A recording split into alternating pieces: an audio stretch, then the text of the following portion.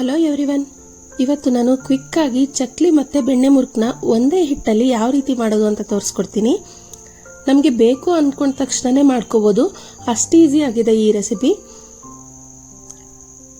ಬನ್ನಿ ಇದಕ್ಕೆ ಏನೇನು ಇಂಗ್ರೀಡಿಯೆಂಟ್ಸ್ ಬೇಕು ಅಂತ ನೋಡ್ಕೊಳ್ಳೋಣ. 1/4 ಕಪ್ ಹುರ್ಗಡ್ಲೆ, 1/4 ಕಪ್ ಅವಲಕ್ಕಿ, 2 ಸ್ಪೂನ್ ಬೆಣ್ಣೆ, 2 ಸ್ಪೂನ್ ಅಚ್ಕಾರದ ಪುಡಿ, ಅಜ್ವಾನ ಮತ್ತು ಜೀರಿಗೆ 2 ಸ್ಪೂನು, ರುಚಿಗೆ ತಕ್ಕಷ್ಟು ಉಪ್ಪು. ನಾನಿಲ್ಲಿ 1 ಲೋಟ ಅಕ್ಕಿ ಹಿಟ್ಟು ತೊಗೊಂಡಿದ್ದೀನಿ. ಮೊದಲಿಗೆ ಒಂದು ಮಿಕ್ಸಿ ಜಾರ್ಗೆ ಹುರ್ಗಡ್ಲೆ ಮತ್ತು ಅವಲಕ್ಕಿ ಹಾಕ್ಬಿಟ್ಟು ನುಣ್ಣಗೆ ಪೌಡ್ರ್ ಮಾಡ್ಕೋಬೇಕು. ನಂತರ ಇದಕ್ಕೇನೆ ಜೀರಿಗೆ ಮತ್ತು ಅಜ್ವಾನ 2 ಸ್ಪೂನ್ ತೊಗೊಂಡಿದ್ವಲ್ಲ ಅದನ್ನು ಸೇರಿಸಿ ಸ್ವಲ್ಪ ತರಿ ಅನ್ನಂಗೆ ಗ್ರೈಂಡ್ ಮಾಡ್ಕೋಬೇಕು. ಈ ಥರ ತಿಂಡಿ ಐಟಮ್ಸ್ಗಳನ್ನೆಲ್ಲ ನಮ್ಮಮ್ಮ ತುಂಬ ಚೆನ್ನಾಗಿ ಮಾಡ್ತಾರೆ. ಈ ರೆಸಿಪಿನೂ ಕೂಡ ಅವರೇ ಹೇಳ್ಕೊಟ್ಟಿರೋದು. ನೀವು ಒಂದ್ಸರಿ ಟ್ರೈ ಮಾಡಿ ನೋಡಿ, ಟೇಸ್ಟ್ ತುಂಬ ಚೆನ್ನಾಗಿರುತ್ತೆ. ನೋಡಿ ಇವಾಗ ಇದು ಗ್ರೈಂಡ್ ಆಗಿದೆ. ಇವಾಗ ಚಕ್ಲಿಗೆ ಹಿಟ್ಟನ್ನ ಕಲಿಸ್ಕೊಳ್ಳೋಣ. ಮೊದಲಿಗೆ 1 ಲೋಟ ಅಕ್ಕಿ ಹಿಟ್ಟಿಗೆ ರುಬ್ಕೊಂಡಿರುವಂಥ ಅವಲಕ್ಕಿ ಹುರ್ಗಡ್ಲೆ ಪೌಡ್ರನ್ನ ಹಾಕೋಬೇಕು.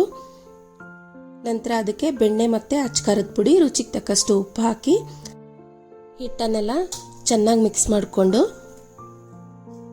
ಸ್ವಲ್ಪ ನೀರು ಹಾಕ್ತಾ ಕಲಿಸ್ಕೊತಾ ಬರಬೇಕು. ಇದು ಯಾವ ರೀತಿ ಇರಬೇಕು ಅಂತಂದರೆ, ನಾವು ಚಪಾತಿ ಹಿಟ್ಟು ಕಲಿಸ್ತೀವಲ್ಲ ಅದಕ್ಕಿಂತ ಸ್ವಲ್ಪ ಗಟ್ಟಿ ಹದದಲ್ಲಿ ಇರಬೇಕು. ಈ ಚಕ್ಲಿ ಮತ್ತು ಬೆಣ್ಣೆ ಮುರುಕಿನ ರೆಸಿಪಿ ತುಂಬ ಟೇಸ್ಟಿಯಾಗಿ ಬಂದಿತ್ತು, ಹಾಗೆ ಕ್ರಿಸ್ಪಿಯಾಗಿ ಬಂದಿತ್ತು. ನೀವು ಒಂದ್ಸರಿ ಮಿಸ್ ಮಾಡದೆ ಟ್ರೈ ಮಾಡಿ ನೋಡಿ, ಹೇಗೆ ಬಂತು ಅಂತ ಕಮೆಂಟ್ ಮಾಡಿ ತಿಳಿಸಿ. ಈ ರೆಸಿಪಿನ ಮಕ್ಕಳಿಗೆ ಮಾಡಿಕೊಟ್ಟು ನೋಡಿ, ತುಂಬ ಇಷ್ಟಪಟ್ಟು ತಿಂತಾರೆ.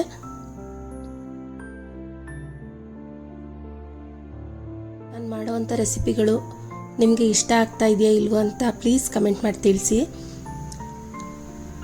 ನೋಡಿ ಇವಾಗ ಹಿಟ್ಟು ರೆಡಿಯಾಗಿದೆ. ಇದನ್ನು 2 ಭಾಗ ಮಾಡಿಕೊಂಡು 1 ಭಾಗನ ಚೆನ್ನಾಗಿ ನಾದ್ಕೋತಾ ಇದ್ದೀನಿ. ಇದನ್ನು ರೆಡಿ ಮಾಡ್ಕೊಳ್ಳೋ ಹೊತ್ತಿಗೆ ಎಣ್ಣೆನ ಕಾಯಕ್ಕಿಟ್ಬಿಡೋಣ. ಇವಾಗ ಚಕ್ಲಿ ಒರಳು ತಗೋತಾ ಇದ್ದೀನಿ. ಸ್ಟಾರ್ ಶೇಪ್ದು ಒಂದು ಬಿಲ್ಲೆ ಹಾಕ್ಕೊಂಡು ಸ್ವಲ್ಪ ಎಣ್ಣೆ ಸವರ್ಕೋತಾ ಇದ್ದೀನಿ. ಯಾಕಂದರೆ ಹಿಟ್ಟು ಸ್ಮೂತಾಗಿ ಜಾರುತ್ತೆ, ಹಾಗೆ ಈ ಚಕ್ಲಿ ಒರಳಿಗೆ ಅಷ್ಟೊಂದು ಅಂಟ್ಕೊಳ್ಳಲ್ಲ, ಒತ್ತಕ್ಕೆ ಕೂಡ ಈಸಿ ಆಗುತ್ತೆ ಅಂತ. ಮೊದಲಿಗೆ ನಾನು ಚಕ್ಲಿನ ಒತ್ಕೋತಾ ಇದ್ದೀನಿ.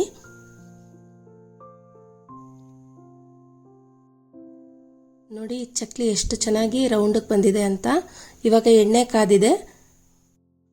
ಒಂದೊಂದೇ ಚಕ್ಲಿನ ನಿಧಾನವಾಗಿ ಎಣ್ಣೆಗೆ ಹಾಕಬೇಕು.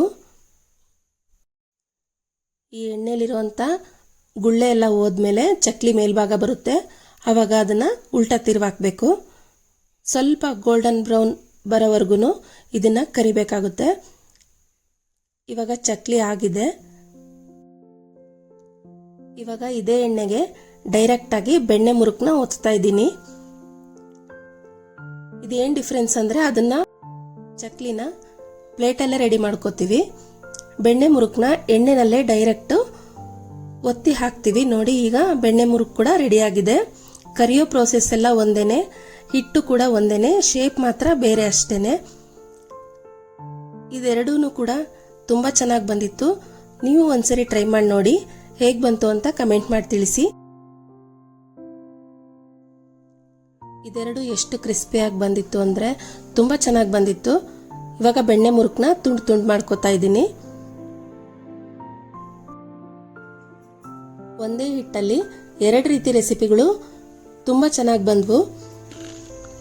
ನಾನು ಮಾಡೋವಂಥ ರೆಸಿಪಿಗಳು ನಿಮಗೆ ಇಷ್ಟ ಆದರೆ ಪ್ಲೀಸ್ ಒಂದು ಲೈಕ್ ಮಾಡಿ, ಶೇರ್ ಮಾಡಿ, ಕಮೆಂಟ್ ಮಾಡಿ, ಹಾಗೆ ನನ್ನ ಚಾನಲ್ನ ಸಬ್ಸ್ಕ್ರೈಬ್ ಮಾಡಿ. Thank you.